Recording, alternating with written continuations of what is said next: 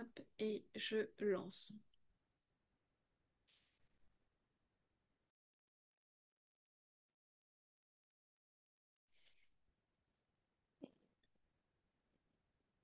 Ok, ça se lance là.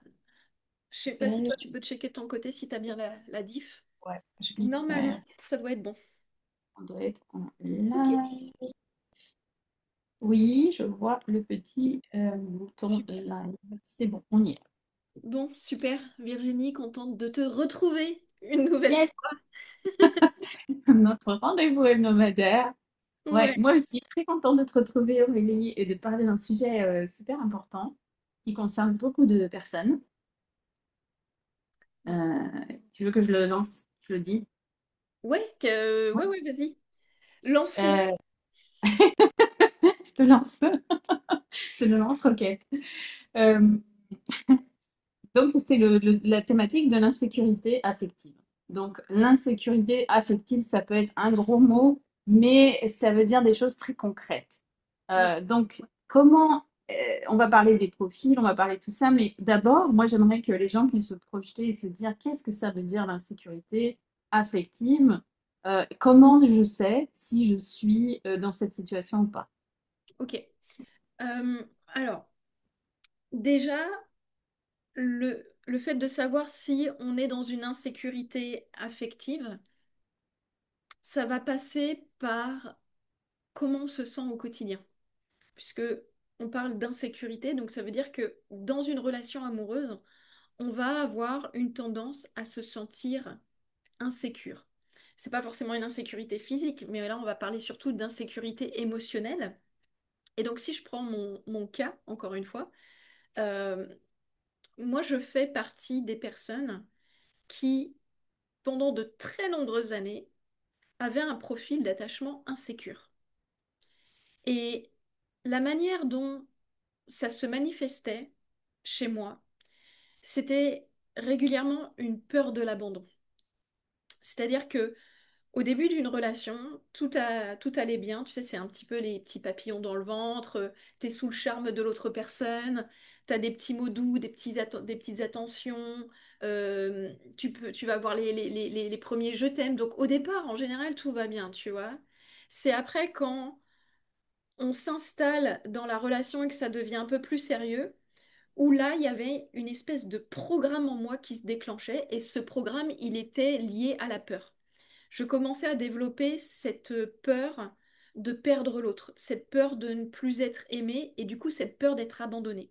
Ce qui fait que je basculais dans l'insécurité.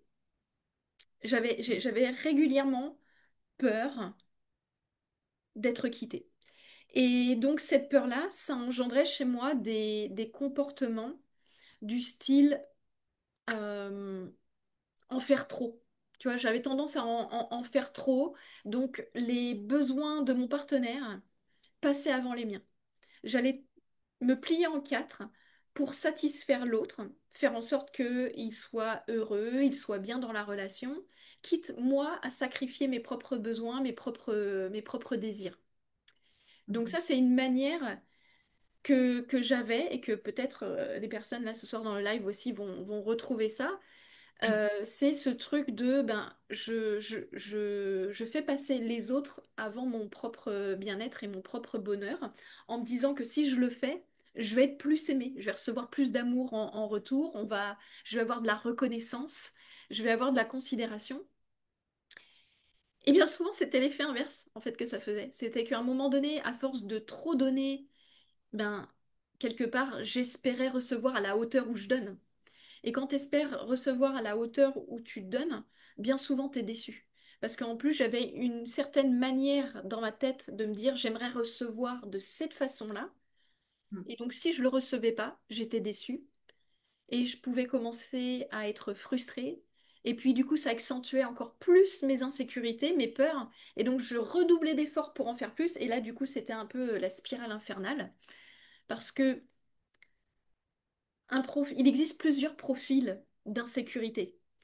Ce que j'ai découvert par la suite, c'est que on a un profil insécure dans une relation de couple quand dans l'enfance, on s'est pas senti justement sécure au niveau émotionnel. Donc, si tu as grandi dans un environnement où tu as reçu tout l'amour, toute l'attention, toute la tendresse de tes parents, bref, tu vois, ton fameux réservoir d'amour, là, il a été rempli, rempli, rempli, que tu as des parents qui étaient là pour toi, il y avait de la présence physique, présence émotionnelle, on s'intéressait à toi, voilà, il y avait la possibilité de communiquer, il y avait un accueil de tes émotions. De manière générale, quand tu vas te développer en tant qu'adulte, tu vas être une personne qui va avoir de l'aisance à communiquer, qui est OK avec ses émotions. Tu es OK aussi si l'autre traverse des tristesses, des colères, tu vois, tu vas pas te sentir mal. Donc ça, c'est un profil sécure. Sauf que ce qu'on voit aussi, tu vois, dans la reliance amoureuse, c'est que les personnes qui travaillent avec nous, c'est souvent des personnes qui sont comme moi, c'est qu'elles ont un profil insécure en tant qu'adulte. Et que quand on a ce profil insécure, ben, c'est difficile de vivre des relations harmonieuses parce que on vit des ascenseurs émotionnels constamment. Et donc, ce qui s'est passé pour moi, c'est que j'ai découvert que moi, j'étais un profil anxieux. Et le profil anxieux, c'est quand à un moment donné, t'as manqué d'attention. Alors pourtant, tu vois, j'ai eu des parents qui m'ont apporté, tu vois, de l'amour, de la tendresse, mais à certains niveaux, il y a eu il y a eu un manque qui s'est créé en moi et qui fait que quand je me suis développée à l'âge adulte, j'ai manqué de confiance et d'estime de moi et donc je recherchais chez le partenaire, tu vois, quelque part, je remettais ce pouvoir entre les mains de mon partenaire de me dire je suis pas capable de m'aimer suffisamment, donc je vais te donner ce rôle de m'aimer à ma place. Mhm. Donc, le profil anxieux, c'est un profil où on a toujours peur d'être abandonné et on va toujours en faire trop, mais le problème c'est que le trop, ça étouffe les autres. Et bien souvent, quand on est un profil anxieux, on va attirer inconsciemment un autre profil insécure qui est le profil de l'évitant. Donc moi, je suis anxieuse, j'ai besoin de me sécuriser en m'assurant que je reçois suffisamment d'amour et d'attention de l'autre. Mais en général, il m'en faut beaucoup pour être rassurée. Et comme je suis trop en demande, je vais étouffer l'autre. Et comme l'autre, c'est un fuyant et qu'il n'est pas à l'aise avec les émotions et qu'il a peur aussi de souffrir d'un certain côté, c'est pas un expansif, bah, du coup, lui, il va prendre la fuite parce qu'il va avoir besoin de respirer, parce que c'est trop pour lui. Et donc, plus il va vouloir respirer et prendre des distances avec moi, et plus ça va accentuer mon anxiété. Et donc, on rentre dans une spirale infernale dans le couple où c'est un peu ce truc de ben, tu me fuis, ben, du coup, je m'accroche encore plus à toi, mais comme je m'accroche encore plus à toi, bah, tu as encore plus envie de fuir. Et en fait, c'est hyper souffrant et pour l'un et pour l'autre. Mhm.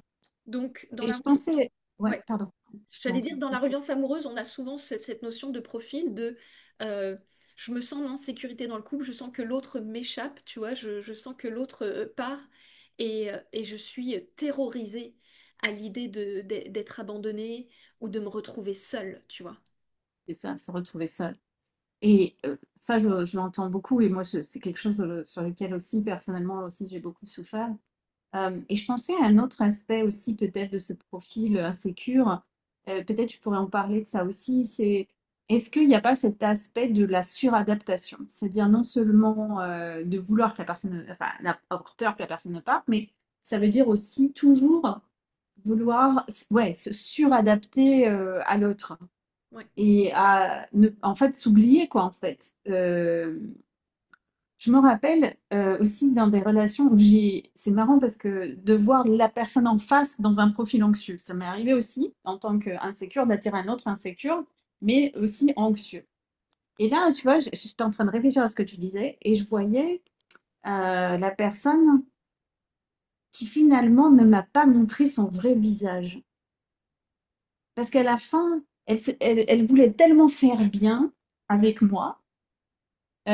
C'est marrant hein, parce que moi j'ai dû le faire Je le- mais je le vois de l'en face, tu vois, c'est plus facile à voir en fait. Euh, et que j'avais jamais pensé à ça avant. Parce que en fait, moi, je le recevais comme quelque chose qui était une attention, tu vois. ça me paraissait bien. Mais en fait, c'était une suradaptation, c'est-à-dire que la personne en face, elle me présentait toujours son meilleur côté, enfin pas son meilleur côté, je sais pas ce que je veux dire, mais Non, mais son profil, ce que tu veux dire, je pense, c'est son profil gentil. Parce que ouais, c'est ça. quand on est dans un profil anxieux, on a un peu ce côté caméléon où on va, comme tu dis, s'adapter constamment aux gens. C'est-à-dire que tu nous mets dans un environnement, tu vas faire en sorte de t'adapter. Tu nous mets dans un environnement complètement différent, tu vas aussi réussir à t'adapter parce que tu es dans ce truc de faire plaisir constamment aux autres. Donc moi, dans différentes relations, quand j'étais dans cette insécurité, je passais mon temps à m'adapter à mon partenaire et à son univers, à tel point que je perdais quelque part une espèce d'identité. Tu sais, à un moment donné, tu es tellement en fusion à vouloir t'adapter à l'univers de l'autre que je me souviens que le jour où il y avait séparation et que l'autre me quittait, j'avais l'impression que c'était tout mon univers qui s'écroulait. Je me disais dans ma tête, mais en fait, qui je suis sans l'autre? Je savais plus qui j'étais et ça me demandait un temps pour me dire, ben, ok, il va falloir que je réapprenne à prendre soin de moi, à m'occuper de moi, à me recentrer sur mes désirs, sur mes besoins. Alors à la fois, il y avait quelque chose de hyper flippant parce que je me disais, ouh, je suis perdue là, il y a quelque chose à reconstruire intérieurement. Mais en même temps, il y avait quand même une pointe de soulagement en me disant, oh mon Dieu, c'est bon, j'ai plus besoin de me suradapter et de réfléchir à qu'est-ce que l'autre pense, qu'est-ce que l'autre veut, de quoi il a besoin, est-ce que je peux m'autoriser à me détendre dans le canapé, est-ce que l'autre n'a pas envie de quelque chose en particulier? Et en fait, comme tu dis, c'est qu'à un moment donné, on s'en rend pas compte parce que nous, on a l'impression que c'est vraiment du don de soi, prendre soin de soi. Mais pour l'autre, ça peut faire flipper parce que quand tu as quelqu'un en face de toi qui est toujours en train de dire oui pour faire plaisir, tu dis, ok, la personne, elle n'est pas vraie en fait. Et c'est là où tu, comme tu disais, tu dis, bah, en fait, c'est qui la personne que j'ai en face de moi? C'est elle est tout le temps en train de me dire oui pour faire plaisir. C'est quoi sa vraie personnalité? À quel endroit elle n'est pas en train de me mentir ou de me cacher des choses?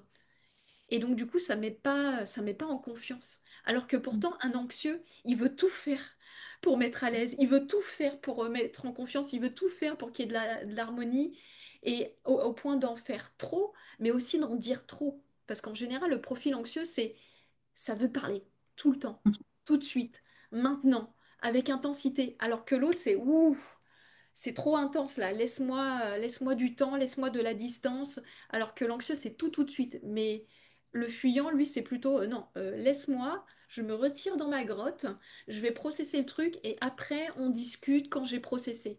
Sauf que l'anxieux, c'est tellement insupportable d'être dans le silence ou dans la distance qu'il va vouloir forcer la communication et ça va encore plus faire fuir le fuyant. C'est incroyable. Ah oui, cette dynamique, je la vois bien à plein de reprises dans ma vie, et pour moi, pour d'autres. Et du coup, est-ce que c'est quelque chose qui est, enfin, on est à vie comme ça? Ou alors est-ce que c'est guérissable? C'est quoi? La sentence. Ça y est, on est condamné. Alors, non, c'est ça qui est génial. La bonne nouvelle, c'est que c'est pas parce que on s'est construit à partir d'un profil insécure qu'on peut pas devenir sécure. C'est juste que pour pouvoir passer d'une personne sécure, en tout cas d'insécure à sécure, va falloir aller travailler sur qu'est-ce qui a créé ces insécurités en nous. Et bien souvent, les insécurités, ça vient de la petite enfance. Donc, de manière générale, ça vient de la petite enfance, voire même ça peut venir en intra-utérin.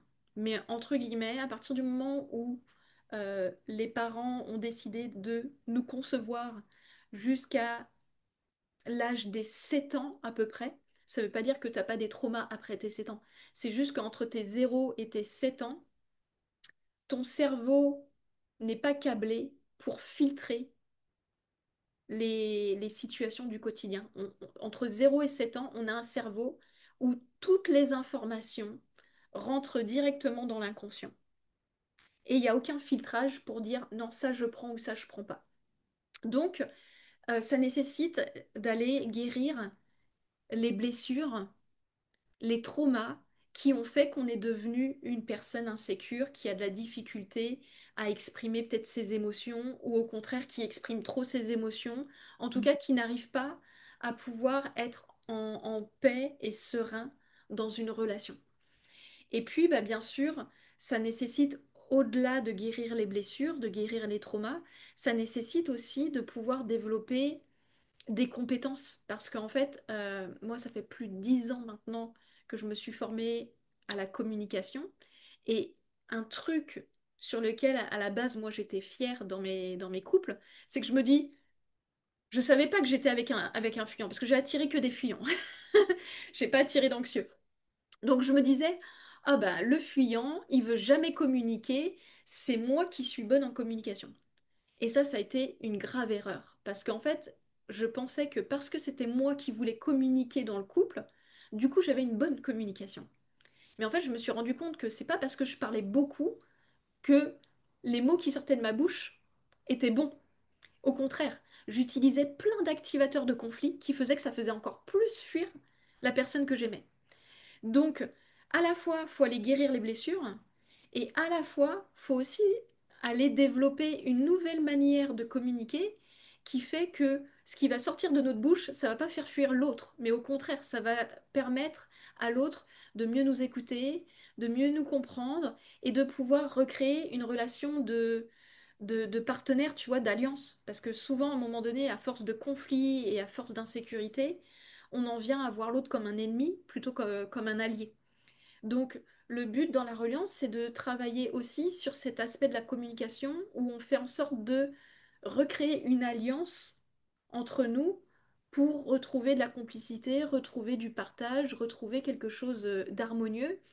Et du coup, ça nécessite aussi de pouvoir appréhender nos émotions. Parce que si on vit constamment dans une espèce de roller coaster, eh ben, ce qui se passe, c'est que justement, ces hauts et ces bas et cette intensité émotionnelle, ça peut faire peur aux autres.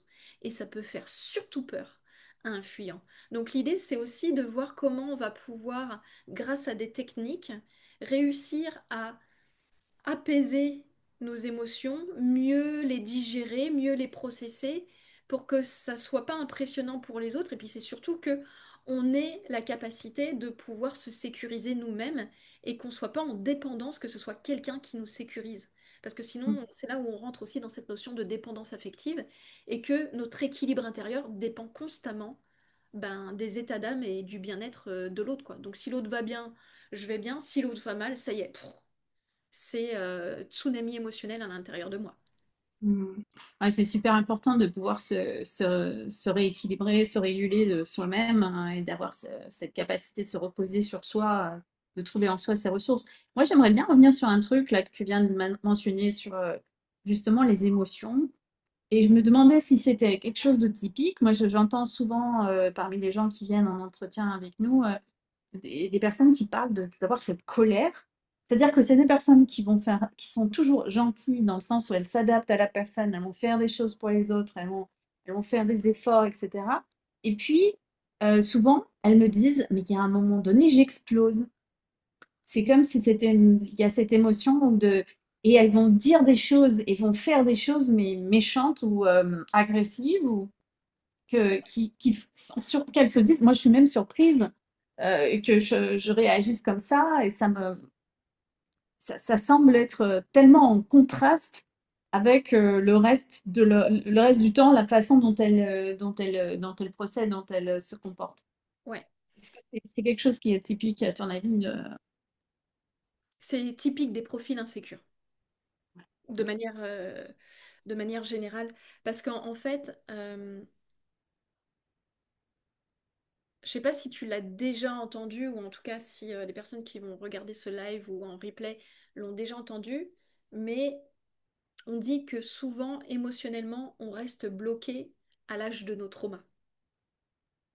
Et donc, c'est pour ça que dans la reliance amoureuse, moi j'ai des clients, hommes et femmes, qui, quand ils vont être challengés émotionnellement, ils vont avoir des comportements d'enfants.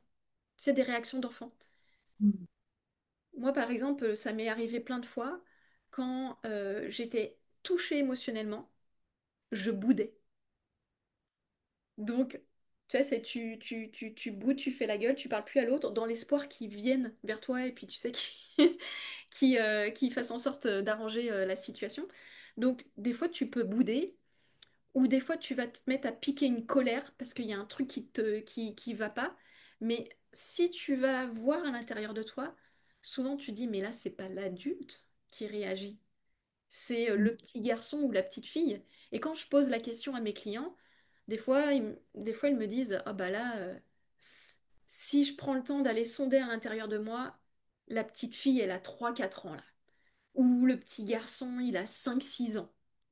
Donc, en fonction de, encore une fois, des blessures que tu as vécues dans ton enfance, tu vas avoir des réactions émotionnelles qui sont associées à l'âge où justement il y a eu un trauma et il n'y a pas eu, on va dire, un développement sécure qui permet de gérer les émotions de manière posée et saine. Donc, encore une fois, c'est là où justement, ouais, guérir les traumas, guérir les blessures, ça permet aussi d'avoir une meilleure gestion des émotions. Ou quand tu sens que tu es challengé, voilà, c'est pas la fin du monde. Il y a quelque chose de, ok, tu peux respirer, tu arrives à prendre du recul et tu dis, ok, bon, là, on va prendre les choses de manière posée, on va avoir un dialogue posé. Euh, En général, quand on rentre dans la reliance amoureuse, c'est parce qu'on a ça part un peu dans tous les sens au niveau émotionnel. Alors ça part dans tous les sens, soit ça explose à l'extérieur de nous, soit c'est on intériorise, on met un couvercle dessus. Alors aux yeux des autres, c'est tu vois, c'est en mode je montre rien, mais intérieurement c'est un feu d'artifice. Mhm. C'est pour ça qu'il peut y avoir des débordements émotionnels parce que aussi ce qu'il faut savoir c'est que on peut avoir cette tendance à tout garder à l'intérieur de nous, on dit pas, tu vois, on dit rien parce que justement, comme on veut faire plaisir, on veut être la gentille fille ou le gentil garçon, on veut surtout pas être rejeté ou désaimé. Donc, en fait, on dit rien, on enfouit tout à l'intérieur de nous, sauf qu'à un moment donné, une frustration, une injustice, une autre frustration, une déception, une autre injustice, ben, au bout d'un moment donné, on ne peut plus contenir, en fait. Et il Mhm. suffit un jour d'un petit truc lambda où l'autre va appuyer sur le bouton, mais en fait, c'est la cocotte minute, il y a tout qui explose, et puis l'autre se ramasse ça dans la figure, et surtout qu'il ne comprend pas pourquoi il y a une intensité émotionnelle aussi énorme face à un petit truc aussi ridicule. Mais c'est juste que Mhm. c'est pas le petit truc ridicule, c'est juste l'accumulation de toutes les choses qu'on a gardées en nous et qui à un moment donné explosent. Ouais, ça permet de bien de comprendre en fait d'où vient comme tu l'as bien expliqué, le cocotte minute et l'explosion qui peut arriver comme ça sur des petites choses où la personne après se dit mais comment ça se fait que j'ai réagi comme ça ça semble démesuré quoi par rapport à la situation. Mm. Ouais. Et le truc aussi qui est parfois douloureux pour un profil anxieux, c'est que souvent quand on est en profil anxieux, moi par exemple j'étais la personne, comme j'avais tellement peur d'être abandonnée, j'essayais de tout faire pour ne pas l'être. Donc j'étais prêt à tout. Je regardais des vidéos YouTube, je lisais des bouquins, bref, j'étais à fond dans le fait d'essayer de comprendre, de m'éduquer, de trouver des solutions. J'étais celle qui voulait trouver des solutions. Mais comme j'étais avec un profil fuyant, ah bah alors l'autre il voulait pas entendre parler de ça, pas envie de faire forcément d'efforts parce que justement j'étais trop et j'en demandais trop. Donc demander à un fuyant de s'investir pour améliorer la relation, il le fera jamais tant que nous on n'arrive pas déjà à se réguler parce qu'on lui fait peur. Donc euh, ça m'est déjà arrivé de me dire j'en ai marre d'être tout le temps celle qui fait des efforts. J'en ai marre d'être tout le temps celle qui veut trouver des solutions. Et j'ai beaucoup de mes clients qui sont dans ce truc de j'en ai ras-le-bol de devoir faire un énième effort, de devoir trouver une énième solution, d'être toujours en train de courir après l'autre. Et le piège, ce serait de se dire, bah, parce que l'autre ne veut pas, eh ben j'arrête, j'abandonne. Mais là, du coup, si on abandonne, c'est là où il n'y a rien qui pourra ressortir. Parce qu'en général, c'est pas en général le profil fuyant, c'est pas lui qui, de manière générale, fait cette démarche de. Donc, c'est pour ça aussi que dans la reliance amoureuse, souvent les profils anxieux, comme moi par le passé, qui rentrent dans l'aventure, quand on apprend à mieux gérer les émotions, quand on apprend à aller guérir les blessures, quand on apprend à mieux communiquer, et ben en fait, il y a une espèce de calme et de paix intérieure qui s'installe en nous. On commence à être à l'aise avec les silences. On commence à être à l'aise avec le fait d'être seul. Moi, j'ai plein de clientes qui me disent: «Oh, Aurélie, c'est génial. Mais non, j'adore être seule. Je suis même contente quand mon mari part en déplacement parce que du coup, j'ai du temps pour moi, pour prendre soin de moi. Alors que avant, pour elle, mais c'était impossible. C'était impossible d'être seule, c'était impossible d'être dans le silence. Il y avait, tu vois, plein d'angoisses qui montaient. Mais quand on travaille là-dessus et qu'on devient paisible, en paix, joyeux, souriant, bah, le fuyant, il arrête de fuir parce qu'il se dit: «Oh, waouh, c'est calme. J'ai enfin de l'espace.» Et du coup, quand il y a de l'espace pour le fuyant, bah, il arrête de fuir et il a envie justement de revenir à la rencontre de l'autre. Mais ça nécessite de passer ce cap de je veux absolument changer l'autre et qu'il fasse quelque chose et revenir à moi en me disant: ok, comment je peux montrer l'exemple pour déjà moi me sécuriser moi et qu'ensuite l'autre puisse voir aussi que peut-être il a ses propres insécurités, mais en tout cas montrer l'exemple du cheminement de transformation qu'il est possible de faire à deux plus tard. Parce que c'est ça un peu le danger que moi je vois. Et certainement que j'ai été pendant très longtemps, hein. Si je me rappelle des situations, c'était de voir mon partenaire comme étant le problème de l'affaire. Que finalement, moi, je voulais donner tout mon amour et je faisais tous ces efforts. Et comme tu l'as bien décrit aujourd'hui, on faisait toutes ces choses pour la personne. Donc, on est déjà à fond, à 200%, à 2000%. Donc, c'est bien, c'est bien pas moi le problème, c'est l'autre le problème. C'est à cause de lui que ça marche pas. Et donc, des fois, c'est cette difficulté de se dire, ah là là, mais je vais pas encore faire encore un autre truc, encore un autre effort, une autre démarche et tout de transformation, parce que finalement, c'est l'autre qui devrait s'y colter. Ouais. Et c'est vrai que Ouais, ça peut comment, créer un sentiment d'injustice, de se dire c'est pas juste que ce soit encore à moi de faire cet effort, alors que on n'a pas l'impression que l'autre se retrousse les manches, tu vois. Mais en même temps, moi j'aime bien cet aspect de soyez le changement que vous voulez voir dans le monde, bah, soyez le changement que vous voulez voir dans votre couple. Parce ouais, que c'est le but, essentiel. c'est d'inspirer l'autre. On ne peut pas forcer l'autre à changer, mais par contre, on peut montrer le chemin et on peut l'inspirer à faire en montrant l'exemple. Et moi, c'est aussi cette erreur que j'ai fait il y a quelques années, que ce soit avec mes partenaires, mes différents partenaires, ou que ce soit aussi même en amitié. C'est, tu sais, je me gave de bouquins de développement personnel, d'outils, etc. Et puis parce que je comprends mentalement, je commence à vouloir donner des leçons aux autres, à dire ouais, tu devrais faire ci, tu devrais faire ça, tu devrais lire ce bouquin, etc. Mais en fait, tant que ça reste mental et tant que tu l'as pas intégré, tu fais juste que saouler les autres. Parce que les autres, en fait, ils, ils ont pas envie de recevoir de conseils, ils ont pas envie que tu deviennes leur thérapeute ou leur coach ou quoi que ce soit. Et, et au final, tu les fais fuir. Donc, à un moment donné, je me suis dit, mais en fait, arrête de vouloir donner des leçons, Aurélie, et puis commence déjà par intégrer ce que tu apprends. Et c'est au moment où j'ai arrêté de vouloir être donneuse de leçons ou vouloir enseigner, et que je me suis dit, occupe-toi de tes fesses et commence déjà par vraiment appliquer au quotidien ce que tu apprends, que j'ai senti dans mes tripes et dans mon cœur qu'il y avait quelque chose qui s'intégrait, qui faisait que naturellement je développais des attitudes, tu vois, j'avais plus des outils. Parce que comme ça me devenait partie intégrante de moi-même, ça devenait comme une seconde nature, tu vois, un nouveau costume du coup, j'avais plus besoin de réfléchir à ça, parce que ça devenait naturel. Et quand j'ai commencé naturellement à être dans la bienveillance au niveau de mes mots, à être posée au niveau de mes émotions, à être sécure, sereine à l'intérieur de moi, c'est là où mon entourage a commencé à dire, il y a un truc qui a changé, Aurélie. t'es plus posée, t'es plus lumineuse, t'as changé quelque chose. Et c'est là où je me disais, bah ouais, j'ai changé quelque chose.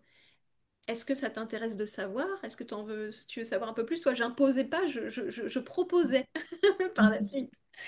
Et Ouais, c'est ouais, là où, au final, j'avais plus besoin de vouloir convaincre. C'était les gens qui venaient vers moi et qui me disaient, c'est quoi ton truc, tu vois? Parce que là, t'es trop bien dans ta vie. C'est quoi le truc là? Donne-moi la solution. oui, ça change complètement la perspective. Mais pour moi, ce que tu dis est tellement important à la fois ce travail qu'on fait qui devient partie intégrante de nous, on devient une autre personne. Et pour moi, le déclencheur essentiel de cette démarche, c'était pour moi de réaliser que ma croyance ne me servait pas, c'est-à-dire cette croyance dont on parlait au départ, de finalement, c'est pas moi le problème, c'est l'autre, hein, et finalement, moi, je fais tout ça très bien. C'est ne pas voir, en fait, mon problème, pour moi, ça a été enfin, le changement s'est opéré à partir du moment où j'ai commencé à voir que finalement, il y avait quand même quelque chose en moi qui n'allait pas, que cette façon d'être, toujours tournée vers l'autre, hem, toujours en vouloir en faire plus et plus et plus, hem, de même si ça partait de cette intention ou de cette envie ou c'est de donner mon amour, etc., c'était un problème. C'était un problème. Ça posait problème. C'est ce qu'on a expliqué aujourd'hui. Ça mettait, ça créait cette insécurité. En fait, j'étais pas dans la sécurité affective, émotionnelle. Et c'était nécessaire, même si j'avais fait, comme tu avais dit, lu des bouquins, hein, fait des formations, fait tous ces trucs-là. Bah ouais, mais euh, le résultat n'était pas encore arrivé en moi. Donc, j'étais en train de créer des situations qui, sans m'en rendre compte, moi, je voyais, mais c'est l'autre. Si j'ai pas le bon partenaire, c'est pour ça. Euh, et donc, voilà, je voyais cet aspect-là comme ça, mais en fait, je me rendais pas compte. Mais non, mais il y a quand même quelque chose qui ne va pas profondément en moi et qu'il faut que j'arrive à résoudre, que j'arrive à me libérer de ces schémas, que j'arrive à me libérer de ces façons d'être et de ces façons de faire. Parce que bah, ce qui vient de, effectivement, comme tu l'as expliqué, des traumas, des blessures qu'on a du passé, etc., qu'on ne voit même pas, hein, parce qu'on ne les voit pas au départ. On en a vaguement, peut-être, on sait qu'il y a des choses, mais on ne les voit pas très bien, hein. On se tourne tellement vers l'autre qu'il y a vraiment ce manque de regard vers soi qui est le plus grand obstacle, très souvent, à cette transformation. Je pense que là, tu l'expliques très bien pour, s'inviter soi à se dire tiens, tiens, est-ce qu'il n'y a pas quand même un truc qui fait que je suis. Est-ce que je suis vraiment. Tu vois, peut-être, est-ce que tu pourrais nous aider, Aurélie, à se poser une question qui nous permettrait de nous regarder soi et de pas s'auto-évaluer, mais tu vois, un peu faire une auto-évaluation, si peut-être on peut l'appeler comme ça, de la situation. Qu'est-ce que je peux regarder en moi qui pourrait m'indiquer que je suis quand même dans un aspect d'insécurité affective, émotionnelle? Hmm. Bah déjà, c'est les émotions, en fait. Ouais, C'est déjà une base. C'est de savoir est-ce que je me sens sereine dans la relation, joyeuse, sécure, ou au contraire, est-ce que je suis régulièrement stressée, angoissée par rapport au fait qu'il puisse arriver quelque chose? Parce ok. que Donc ce qu'il faut. déjà, ça, c'est un indicateur. Ouais, Mhm. ça déjà, c'est un indicateur. Un autre indicateur aussi, mais qu'on voit pas au départ, je pense, parce que pour moi, le fait de donner et de me focaliser sur les autres et sur leur bien-être, à la limite, j'ai envie de te dire, c'était quelque chose de normal, parce que Mm. j'étais élevée comme ça. Ma maman aussi, elle était dans le don et dans le fait, même, tu vois, de se sacrifier pour les autres. Donc, quand on grandit avec ce modèle-là, ça devient normal. Sauf qu'en général, quand on est insécure en termes de profil, ce qu'on donne, c'est jamais gratuit. On Ouais. donne Donc, toujours avec une intention. peut-être que l'indicateur, alors, ça pourrait être, est-ce que tu as l'impression que l'autre ne te renvoie pas à la hauteur de ce que toi tu donnes. Oui, ça peut être quelque chose. Si un moment, parce qu'en fait, si tu veux, comme on est insécure, ce qu'on donne, c'est toujours avec une intention d'avoir quelque chose en retour. Et Mm. si on l'a pas, c'est là où on va pas être bien.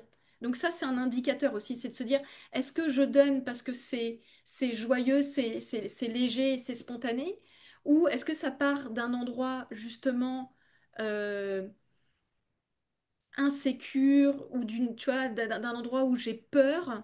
Tu vois, il y a quelque Ouais, chose j'ai de pas peur. Et confortable. si je le fais pas, voilà, ça va causer un drame, hein, une catastrophe. La personne va, involontairement, on se crispe à l'intérieur déjà. Au lieu de sentir, effectivement, comme tu dis, que ça coule de source, ça déborde de, de mon réservoir, et donc, du coup, voilà, si je Oui, me sens crispée dans l'aspect, et cette impression peut être un autre indicateur que ouais, il y a un déséquilibre entre ce que je donne et ce que j'ai l'impression de recevoir. Parce que c'est ouais. une impression, hein, c'est une histoire qu'on se raconte, mais l'impression de, voilà, est-ce qu'il y a un décalage? Là, ça pourrait être un indicateur que, tiens, ça ouvre un petit espace, est-ce qu'il n'y a pas quelque chose là d'un profil insécure qui est en train de se montrer? C'est aussi un indicateur. Il y a le truc de, j'ai l'impression de vraiment donner plus que ce que je reçois et ça va commencer à créer des insécurités et des injustices à l'intérieur de moi, des frustrations ou des déceptions. Euh, mais il y a aussi cette notion de, quand je donne, c'est quoi l'intention derrière? Hmm, ok, Est-ce que c'est poser j'attends cette question. est-ce que Ouais, j'attends quelque chose en retour ou je donne et c'est tout? Parce qu'en général, un insécure, il donne pas gratuitement, il marchande inconsciemment. Mais on ne le sait pas, on n'en on a ne pas sait pas, conscience. on ne s'en rend pas compte. Non, on n'en a pas conscience parce qu'on a fonctionné comme ça toute notre vie. Mais c'est après, quand on commence à prendre conscience de tout ça, où on se dit, ah ouais, en fait, je me rendais pas compte que je mettais autant d'attentes et autant de pression sur l'autre à devoir me donner, puisqu'en plus, on attend souvent sous une forme très préconçue, on a une idée de la manière dont on voudrait recevoir. Donc si on ne reçoit pas sous cette forme-là spécifiquement, ça pose problème. Et c'est pour ça que souvent, il y a ce truc de j'ai l'impression de tout donner et peu recevoir en retour, mais parce que si l'autre nous donne, on n'est pas en capacité de le voir si c'est pas la forme à laquelle on s'imagine. Ouais. C'est marrant parce que ça me rappelle une phrase que ma mère utilisait beaucoup, qui est après tout ce que j'ai fait pour toi. Ah mais oui, la classique, la classique. Là, tu C'est peux. le mot qui revenait Ah ouais, tout non, le c'est temps. horrible. C'est horrible d'entendre ça. Après tout ce que j'ai fait pour toi, c'est là où tu dis, ah ouais, ok, donc depuis le début, la personne, elle n'était pas vraie. Et en plus, voilà, c'était pas gratuit, quoi. Il y avait une Il y avait contrepartie une en attente, retour. oui, une contrepartie qui aurait dû revenir. Mm, Et mm, il nous le disait à nous, les enfants, après tout ce que j'ai fait pour vous. mm, mm. Voilà. Ou Et avec après, toi, son. tu sens Avec bien le poids de la culpabilité, tu vois. Tu sens le poids de la culpabilité et tu dis, bon, bah ok, je vais me sacrifier parce que je veux surtout pas être abandonnée ou désaimée, donc on va redoubler d'efforts. ça crée, et donc c'est ça, c'est tout cet engrenage que ça crée après dans le sens. Ouais. Voilà. Donc, Donc, c'est tellement peut-être que je peux. important. C'est tellement important. Alors, on a déjà un peu dépassé notre temps, mais peut-être juste rapidement, peut-être ce serait intéressant que tu décrives par contraste, en quelques mots, c'est quoi un profil sécure, du coup? À quoi ça ressemble? Un profil sécure, c'est quelqu'un qui aime sa propre compagnie. Tu vois, s'il est avec quelqu'un, c'est chouette. S'il est tout seul, c'est chouette. Tu vois, il va pas avoir des angoisses qui vont le submerger. Voilà. Une personne sécure, c'est une personne qui est OK d'être seule et elle est OK aussi. Ça lui fait plaisir d'être en couple. C'est une personne qui va être plutôt stable émotionnellement. Alors, c'est-à-dire qu'elle va ressentir tout le panel des émotions, mais ça va pas partir dans tous les sens. Il y a quand même quelque chose qui est un peu régulé au niveau du système nerveux. Mhm. C'est une personne aussi qui va réussir à communiquer avec simplicité et avec aisance. Elle va pas être bloquée dans le fait de dire les choses, elle va pas avoir peur de dire les choses, elle va réussir quand même à le dire et puis surtout, voilà, être posée, tranquille. Ça, c'est des indicateurs d'une relation sécure. Enfin, en tout cas, moi, ce que j'adore, c'est que, et on va peut-être, voilà, on va finir là-dessus. Si vous êtes avec nous en live, n'hésitez pas à poser vos questions. D'ailleurs, si vous êtes là avec nous, Aurélie, on est là. On regarde. Je suis en train de regarder ce que je vois ce Ouais. qui se passe au niveau de, des questions, des commentaires. On va regarder. En tout cas, Et sinon, on peut y répondre après par la suite si vous prenez oui, aussi c'est un ça. replay, on On peut y répondra aussi. répondre. Et puis, si à un moment donné, vous voulez aller plus loin aussi dans comment ben, prendre soin de son couple, voire même le sauver, ou en tout cas recréer une belle dynamique harmonieuse, vous pouvez aller voir aussi ma prochaine conférence en ligne, les 4 piliers pour pouvoir sauver son couple, ou en tout cas, voilà, le réharmoniser. Parce que c'est important aussi de comprendre que euh, ce travail de devenir sécure, c'est pas égoïste. Parce que ce qu'il faut savoir aussi, Virginie, un truc que j'ai pas dit, c'est que pour moi, comme j'avais cette tendance à vouloir tout donner aux autres et moi je passais en dernier, euh, ça veut dire que tu peux donner de ton amour, de ton temps, de ton énergie ou même de ton argent, mais quand il s'agissait de m'offrir tout ça à moi, ouh, c'était hyper difficile. Donc, ça arrive souvent que dans la reliance amoureuse, il y a ce truc de dire, mais est-ce que je vais pas être égoïste de faire ce travail et d'investir en moi? Et en fait, non, c'est le plus beau cadeau qu'on puisse faire aux personnes que l'on aime. Parce que ce qu'il faut savoir, c'est que si on ne travaille pas sur nos insécurités, c'est nos enfants qui vont modéliser ça et qui vont à leur tour reproduire les mêmes schémas. Et du coup, c'est pour ça qu'on peut reproduire des programmes, des blessures, des choses qui ne nous rendent pas heureux et transmettre ça de génération en génération.